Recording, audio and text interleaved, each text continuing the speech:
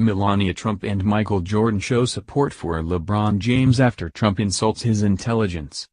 Melania Trump has gone against the president to publicly congratulate LeBron James on opening the I Promise school, in spite of her husband slamming him as dumb on Friday night. "It looks like LeBron James is working to do good things on behalf of our next generation, and just as she always has, the First Lady encourages everyone to have an open dialogue about issues facing children today," her spokesman said on Saturday. Trump himself has not publicly acknowledged her comments, although he avoided mentioning James during a stump speech delivered in the NBA star's home state of Ohio. Melania's bold comments came just one day after senior aide Reagan Headland, who helped to develop the Be Best anti-bullying initiative, was fired. Flotus isn't the only one to throw support behind James. Michael Jordan put professional rivalry to the side on Saturday to support James.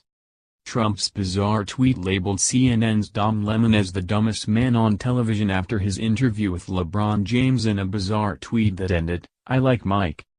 LeBron James was just interviewed by the dumbest man on television, Don Lemon. He made LeBron look smart, which isn't easy to do. "I like Mike," Trump posted on Friday evening, appearing to reference Michael Jordan. The commander-in-chief was referring to an interview in which the NBA legend opened up to Lemon about how he felt Trump had used sport to exacerbate U.S. racial tensions. On Saturday, Jordan weighed in, telling NBC through a spokesman, "I support LJ. He's doing an amazing job for his community." James, who recently signed with the Lakers, has repeatedly clashed with the president, and on Monday said he would refuse to ever sit face-to-face with him. James is considered by many to be the greatest player in basketball history, rivaled by Chicago Bulls legend Michael Jordan. The debate over who is better has raged on for years and has passionate supporters arguing each side. On Monday, James spoke at length about the president, race and politics in a wide-ranging interview which aired just hours after opening his new I Promise school in Akron, Ohio. His commitment to children that were falling behind in school, vowing to use the new school to help them not only catch up with their peers, but to excel, was put in direct contrast to several Trump government policies seen to disadvantage young people as social media users erupted over the president's tweet. Many tweeted both about separating children from their parents at the border, and of changes to how college students are treated and how their education is paid for.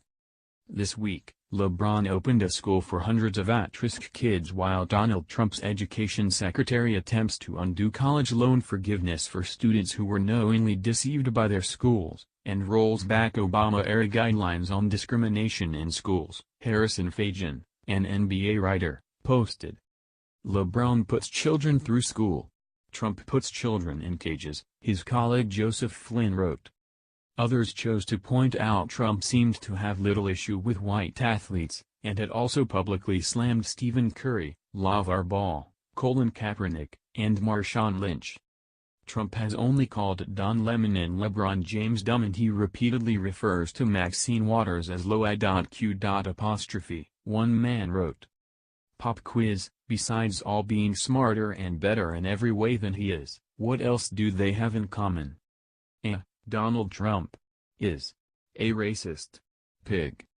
Some also speculated Trump's attack came as LeBron had moved to California, which is not a swing state like Ohio, where he previously lived, unscathed by the president's wrath.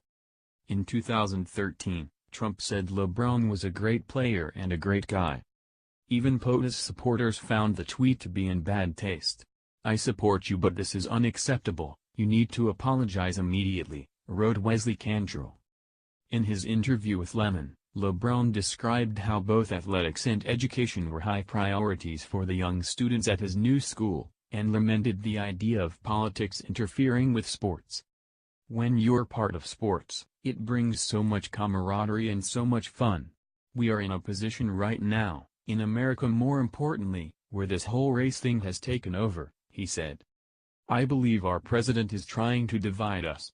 He's dividing us, and what I have noticed over the last few months is that he's kind of used sport to divide. James said Trump is creating a wedge by using situations like NFL player Colin Kaepernick kneeling during the anthem and uninviting NBA star Steph Curry to the White House. He also said he might consider running for office if someone said to him he was the only person and that Trump would win if he didn't step up. Trump appears to be on thin ice, not just with angry voters, but with his own family as well. Melania is the second woman in the president's life to publicly distance herself from his opinions this week alone. Ivanka, the president's daughter and senior advisor, said during an event for the Axios News website on Thursday that seeing the aftermath of separating families at the border, desperate mothers and distraught children, was a low point for me. I feel very strongly about that, and I am very vehemently against family separation and the separation of parents and children, she said in an event at the museum in Washington. James has also enjoyed support from Pro Football Hall of Famer Shannon Sharpe, who tweeted Saturday, "It should be beneath the dignity of a sitting post to take racist shots at Lemon and LeBron James." NBA player Karl Anthony Towns tweeted, "So let me get this straight, Flint, Michigan has dirty water still, but you worried about an interview about a man doing good for education and generations of kids in his hometown?" James appeared to ignore the chaos surrounding him on Saturday, and focused on his new school.